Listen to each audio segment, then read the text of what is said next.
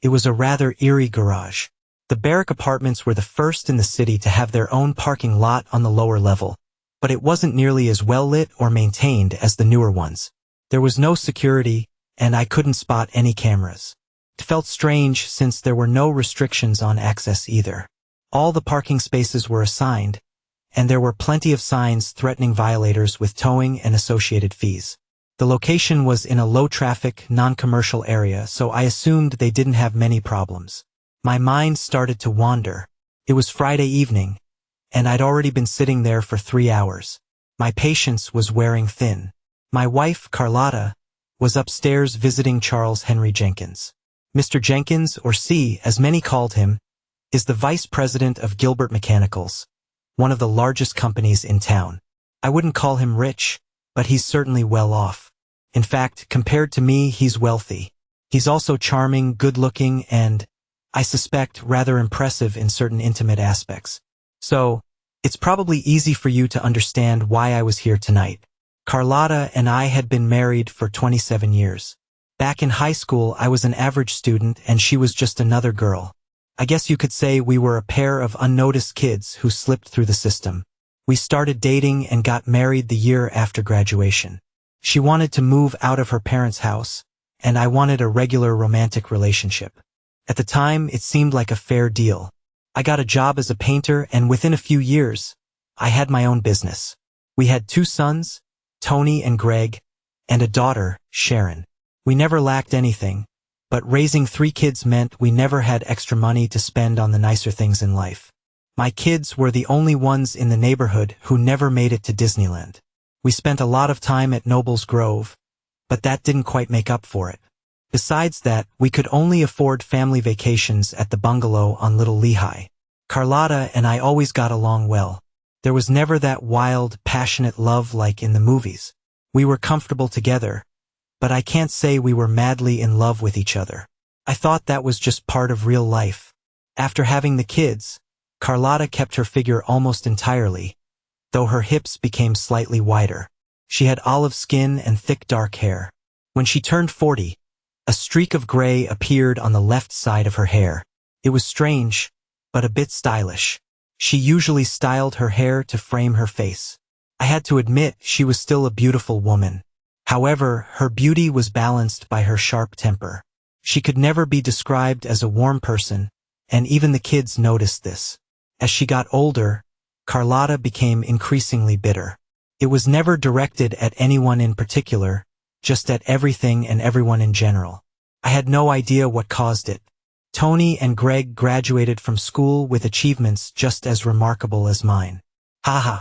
Well, not all of us can be geniuses. They both started working as apprentices for bricklayers, and within 2 years, they had their own small business. Not too shabby. Sharon got married and moved out as soon as she could. Once Carlotta and I were alone in the house, I became the target of her bitterness. I didn't eat well. I dressed like a slob. I wasn't in shape. I was stuck in a dead-end job and would never amount to anything. I made her drive a lousy car. We had no retirement plan. It was endless. I was sorry the kids had left because there was no one left to share Carlotta's anger with. Then, about a year later, it all stopped. My lovely wife, somehow, found a new interest that changed her attitude. Instead of constantly nagging me, she now simply ignored me. Oh, we still lived together as husband and wife, including maintaining physical intimacy, though it had become almost platonic. She continued cooking and keeping the house spotless, but the sarcasm disappeared. In bed, she acted the same as always, indifferent and unremarkable. I can't say it was a bad change, but it made me a little uneasy. I guess I should have been happy, but I wasn't. Of course, Carlotta's new interest was C. Jenkins. I had no idea where she met him or under what circumstances. All I knew was that they had a steady and serious relationship.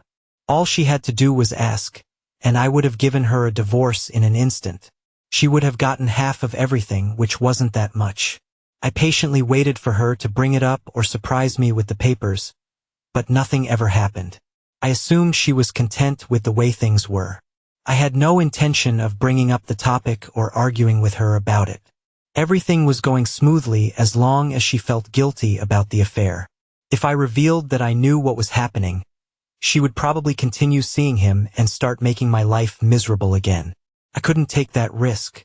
If she found out that I knew about C and kept seeing him, the humiliation would be unbearable and I might have ended up doing something drastic. Then my children would have hated me, and I didn't want that to happen. It was a hell of a dilemma. Carlotta came into the garage alone. She got into her precious Civic and drove off without noticing my pickup truck parked in the corner. She needed to go home to prepare dinner. C usually ate out. I moved my pickup closer to his Lexus and settled in as comfortably as I could. I knew very little about my wife's lover. He was around 40, and as I mentioned, he was quite handsome. His photo occasionally appeared in the papers when he attended public events. Of course, Carlotta was never with him. One of his distinguishing features was a large ring on the pinky of his right hand. A big diamond about 3 carats. Rumor had it that he received a big bonus when he became vice president and he spent it all on that ring. After about 5 years of marriage, I had overextended myself and bought Carlotta a ring that didn't even have half a carat. I was a fool, but I was proud of what I had done. I watched as he came out of the building and headed toward his Lexus. He even walked like he thought he was something special. I didn't know this guy, but I hated him. Just as he unlocked his car remotely, I got out of my truck. The stun gun hit him before he could reach the door. I wasn't particularly smooth or cold-blooded, but I handled the job well. I grabbed both of his legs and dragged him toward the back of my truck. At first, his head and shoulders lifted, and then I twisted his legs around.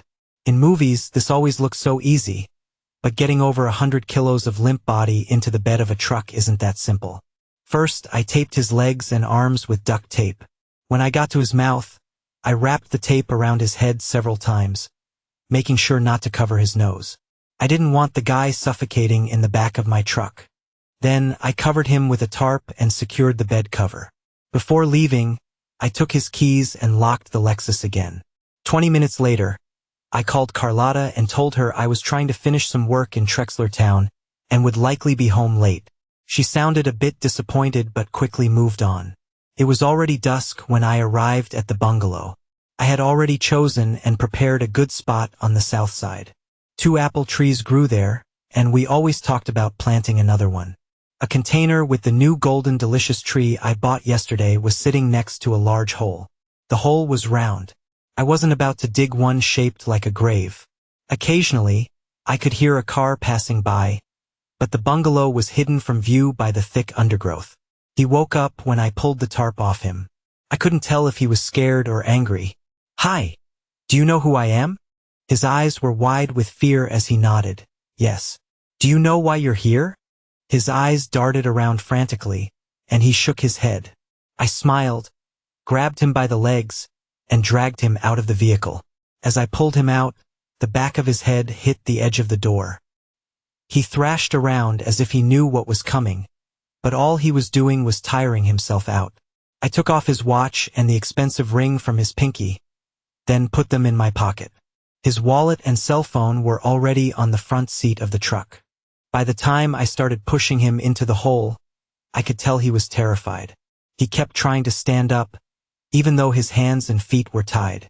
Eventually, I had to hit him on the head with the shovel to get him to calm down. It didn't knock him out, but it made him easier to handle. I began filling in the hole after placing him in a fetal position. He was still alive, and before I finished burying him, he regained consciousness. By then, all he could do was make faint grunting sounds. With nearly a meter of dirt on top of him, there was no way to escape, and finally, everything went silent. I took the new apple tree out of its pot, carefully placed it in the center of the hole, and filled it with a couple of bags of good soil for seedlings. I used the remaining dirt from the hole to finish the job, then neatly spread 2 bags of mulch on top. It was time to head home. My dinner had just been taken out of the microwave. My wife hadn't moved from the TV. The evening was quiet. I carefully hid everything I had taken from C in the garage, planning to get rid of it later. Carlotta went to bed early, and I spent the night on the couch. The weekend was busy. I had to rake leaves and trim the bushes. At least I didn't have to mow the lawn anymore. There was a good chance that no one would visit the bungalow for the next few months. Carlotta hadn't been there in years. This would give the new tree time to take root and not look like it had just been planted. The weekend passed quietly and uneventfully. On Sunday evening, I drove to Reading and got rid of the watch, wallet, and cell phone I had taken from C. Monday morning arrived, and I was ready to start a new week. Carlotta seemed anxious. I noticed her trying to call a number on her cell phone several times, but without success. Everything was fine until Wednesday, when the police showed up at my workplace and took me to the station. "Mr. Saunders, do you have any idea why you're here?" The name tag on his chest read, Lieutenant Detective Williams. "The only thing I can think of is that someone didn't like how I painted their house," I said with a smirk of irritation. "Do you know Charles Henry Jenkins?" "I know who he is, but I've never met the man." "Why are you asking?" "Mr. Jenkins is a close friend of your wife, Carlotta." "Then maybe you should talk to my wife?" "What does this have to do with me? Did he accuse me of something?" "Mr. Jenkins hasn't said anything." Detective Williams shuffled through some papers on the desk. "Mr. Jenkins didn't show up for work on Monday, and he was last seen on Friday." "I don't know what to tell you. Have you spoken to the last person who saw him?" "We've been in touch, Mr. Saunders." "That person was your wife." "I'm just a little curious. What kind of relationship does my wife have with this guy, Jenkins? And since he's her friend, why am I the one sitting here?" Detective Williams stood up from his chair. "Excuse me for a moment." I watched as he left the room and turned toward the wall with a large one-way mirror. A minute later, he returned to his seat. "Mr. Saunders, your wife has been close to Mr. Jenkins for about 6 months. She was a regular visitor at his apartment and even kept clothes and personal items there. Are you saying my wife's having an affair with this guy, Jenkins? Would you like some coffee, Mr. Saunders? Or maybe a Coke?" "No, damn it. But I'd like to know where this guy, Jenkins, is so I can pay him a visit. At the very least, tell me where he lives." From that moment, the conversation started to go downhill. The house I had been painting in Trexler Town was empty. No one could confirm whether I had been there or not. In fact, I had painted it the day before. All they had was my phone call to Carlotta, which didn't prove anything. I spent the rest of the weekend keeping an eye on my wife. I even made sure I was with people on Monday and Tuesday, just in case. After 2 hours, Detective Williams and his colleagues seemed disappointed and told me I could go. I told them that, under the circumstances, they should convince my wife to stay somewhere else until I had a chance to calm down. They left me sitting in the room for another hour, and eventually, a patrol officer came in to inform me that Carlotta would be staying with Sharon for a few days. I spent the evening sipping beer and smirking to myself. The next morning, I moved all my things into one of the spare bedrooms. I wasn't going to sleep with Carlotta anymore. The following evening, Tony, Greg, and Sharon came over to talk to me. Their mother had confessed to the affair and expressed deep regret. She said it was a mistake and that she never meant to hurt me. It would never happen again. I listened to that nonsense for 30 minutes, trying to be as polite as possible. Once I agreed to let her come back home, everyone was happy and smiling. After they left, I had a few more beers and started smiling again. Carlotta returned home the next morning and my sense of euphoria didn't last long. We never spoke about her affair with C. In fact, we barely talked at all. Our conversations were limited to the bare minimum required to function. I never accused her of anything, and she never offered any explanations or apologies. The police never contacted me again. A few small articles appeared in the local newspapers, and then everything went quiet. However, things with Carlotta didn't turn out the way I had hoped. She didn't feel any remorse, and soon, her old anger and bitterness began to resurface. She had lost her lover and finally realized he wasn't coming back.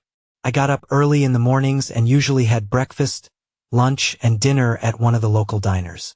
By the time I returned home in the evenings, I was always ready to shower and go to bed. Carlotta took care of the house and did my laundry. I never asked for more. We still shared bank accounts and credit cards, but she never abused them. There was no intimacy between us. The few times we were in the same room were tense. All the old arguments, hints, and insults came back. I found myself hoping she would find a new lover and regretting the end of her first affair. Even though she wasn't cheating on me anymore, she treated me like a fool. She knew that I was aware of her affair and had done nothing about it. What kind of man finds out his wife is unfaithful and then just gives in and accepts it? A weak man. I could see the contempt in her eyes every time she looked at me. To her, I was nobody. Little did she know I was the one pulling the strings. I was the one in control. It was time to throw her off balance. All the kids planned to celebrate Thanksgiving at our house. I thought it was a great idea. It would give me the chance to set things straight. The kids had noticed that Carlotta had gone back to her old, nasty ways, but they didn't know what to do about it. I think they assumed it was my fault. Tony and Greg's wives, Sharon, and Carlotta were busy in the kitchen while the men watched football. I never cared much for sports, but today was a special day. I was pleased when Sharon announced that dinner was ready. There were 8 of us at the table. Normally, someone would say a prayer before the meal. This time, we decided to go around the table, with each person saying what they were thankful for. It's a silly ritual that feels like something a family from a TV sitcom would do. I didn't mind, though, because it gave me the chance to unsettle my wife a little. Most of the speeches were pretty much what you'd expect. Sharon took the opportunity to announce that she was pregnant, something we all kind of knew already. When it was my turn, I smiled and raised my right hand. Everyone got a good look at the shiny diamond ring on my pinky. I'm thankful for this magical ring, given to me by my beloved wife. It gave me the strength to set things right. It replaced my sadness with happiness. It rid me of humiliation and gave me pride. It gave me the courage to correct a terrible mistake. I'm truly grateful for my wonderful, magical ring. The table fell silent. Carlotta sat frozen, her eyes and mouth wide open. The rest of the family didn't notice anything unusual because they were all staring at me and my ring, trying to figure out what in the world I was talking about. It's a really nice ring, Dad. But what's up with that strange speech? Tony asked, breaking the silence, and soon everyone joined in, asking for an explanation. I just smiled and lowered my hand back to my lap. I looked at Greg, sitting to my right, and said, "Your turn." No one noticed when Carlotta quietly stood up and left the room. Everyone else, except her, had finished their turn giving thanks. Someone briefly commented on her absence, but then everyone started serving themselves. When I got up to look for my wife, everyone was too busy to notice. She was sitting on the edge of the bed, quietly crying. She looked at me with an expression that seemed to be a mix of fear and anxiety. Her eyes were swollen, and her cheeks were red. She didn't say anything, just sat there, staring sadly. "Carlotta, your family is waiting for you to join them. Freshen up and come back to the table." That was it. I closed the bedroom door and returned to our guests. 5 minutes later, my wife rejoined us and no one mentioned her brief absence. The rest of the evening went as expected. I insisted that the kids take all the leftover food home with them. The girls helped Carlotta clean up and everything was tidied away. The only thing the guys did was down a few bottles of beer and belch. I waved goodbye to the last of them and noticed my wife heading to the bedroom. I watched her go, a slight smile on my face, which was really more of a smirk. I felt so wickedly satisfied and redeemed. I had another beer before heading to my room. The next morning, I was unexpectedly greeted by the smell of fresh coffee in the kitchen. Carlotta was fully dressed and ready for the day. She offered me a cup of freshly brewed coffee, which I accepted and politely drank before heading to work. It was a small gesture, but it was a start. The contempt in her eyes was gone, replaced by a look of cautious respect. It was more of a tolerating gaze, but it still made me feel a bit uneasy. Work was tough that day. I figured I had a day, maybe 2, before the police came for me. Now that Carlotta had some inkling that I was involved in her boyfriend's disappearance, she wouldn't give up. I didn't care. I wasn't going to put up with her antics anymore. I wouldn't be able to give the authorities a plausible explanation about the ring. The following morning, Carlotta made coffee again and asked if I wanted some eggs or anything else. I took an English muffin with a bit of honey. Was this my last meal? Were the cops going to show up today? We didn't talk, but there were no unpleasant remarks either. The next week began the same way. On Tuesday morning, I had French toast. On Wednesday morning, she asked if I could come home early because she was planning to make lasagna, my favorite dish. Now I was genuinely scared. There were 2 weeks left until Christmas. I felt increasingly uncomfortable. Carlotta was planning something, and I had no idea what it was, but I knew I wasn't going to like it.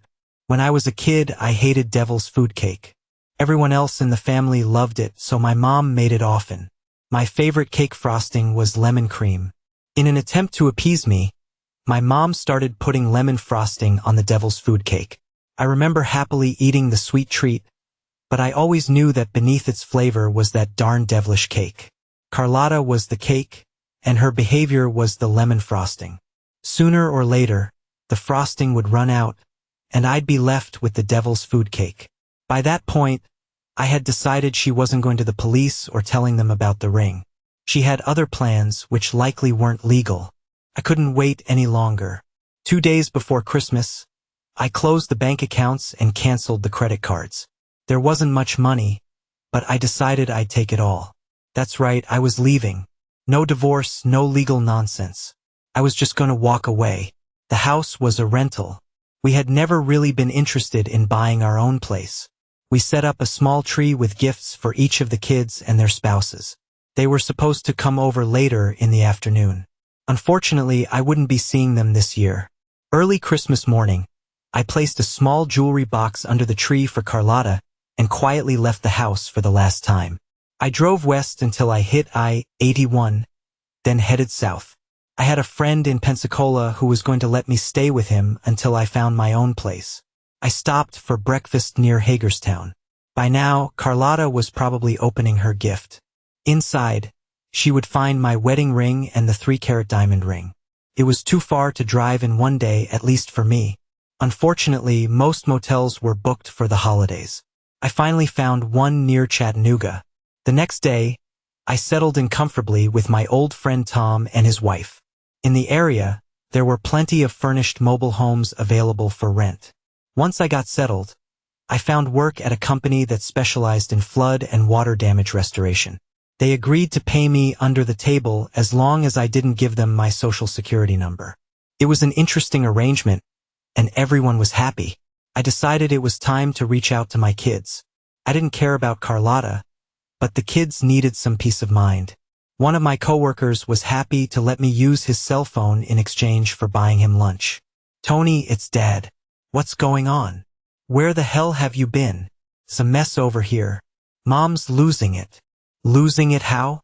Is she crazy angry or crazy sad? Crazy angry. Christmas was a total disaster, but it got even worse afterward. When she found out you took all the money and canceled the credit cards, she went ballistic. Well, at least something good came out of it. What happened? Before Christmas, everything seemed fine with you two. We all thought you'd figure it out. Tony, it might have looked that way, but trust me, it was never going to happen. I decided it was better to leave before everything fell apart. We're not sure how long she'll manage with the money. None of us are in a position to help. Sharon suggested she get a job and Mom exploded. I don't think she has enough to cover rent and utilities by the end of the month. Are you guys doing anything for her at all? We're doing our best to stay away from her. Since she doesn't have you to blame, she's taking it out on us. Sharon doesn't even answer her calls anymore. Even if we could help, it's reached the point where none of us want to. Well, I'm sorry to leave you guys to deal with this mess, but you all insisted I take her back after she cheated on me, so now you'll have to live with it. Are you sure you don't want to come home? Not a chance. I've got a job and a good place. Next week, I'm buying a high-definition TV and a couple of packs of beer. I'm doing just fine. I'll call again in a couple of weeks. Say hi to Greg and Sharon for me.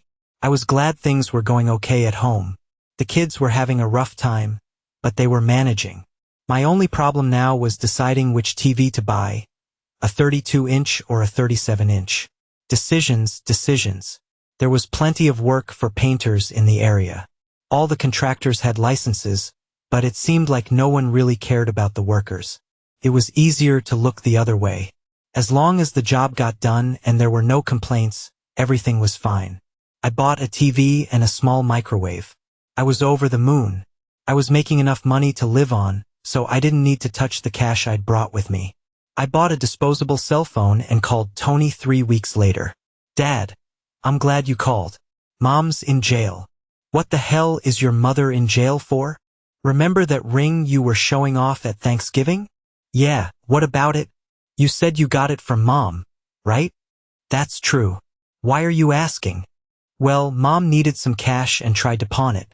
She got arrested at the pawn shop within 10 minutes. Damn, that's harsh. Why did they arrest her? You know why, don't you? I didn't answer, but I think he heard me chuckle. Mom told the police that you gave her the ring, but they didn't believe her. It would have been tough for the police to pin anything on Carlotta just because of the ring.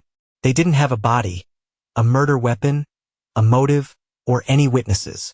What could they possibly charge her with? Making phone calls to her boyfriend? Tony, I'll call you back in a week. I don't know what to do right now. Let me think about it.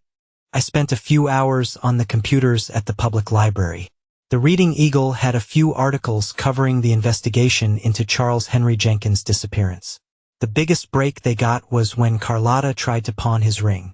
She claimed I had given it to her and then I disappeared. When I called Tony next, he told me that he had reassured the authorities I was fine, just trying to get away from Carlotta. They spent a few days with my wife and said they understood why I left, but they still wanted to talk to me. Tony gave me a number I could call. Later that same week, I went to Biloxi and called the Reading Police Department. It wasn't the conversation they were hoping for, but they seemed satisfied with my answers. I simply told them that after finding out my wife had cheated on me, I felt I couldn't live with her anymore. Leaving was the only way I could maintain any sense of self-respect. I think they just needed to fill in a few gaps in their investigation report. Before heading home, I called Sharon. Most of my calls had been to Tony since he was the oldest and, in my opinion, the most level-headed. She was happy to hear from me and immediately asked me to call Greg later that evening. The police didn't have enough evidence to charge Carlotta, so they let her go. Sharon said Carlotta packed her things into her car and went to stay with her sister in Frackville. Carlotta refused to speak to the kids anymore and told them to go to hell. We spent Easter break together at Disneyland. Everyone except Carlotta. Sharon was 5 months pregnant, but she still had a great time. I had denied my kids the chance to go when they were younger, but now it seemed like they were all enjoying it. The money I had earned was spent on plane tickets and admission, but it was worth it. I had lost my wife, but I still had my family. Someday, I'll have to go back to the family bungalow and check on the golden delicious apple tree. Someday.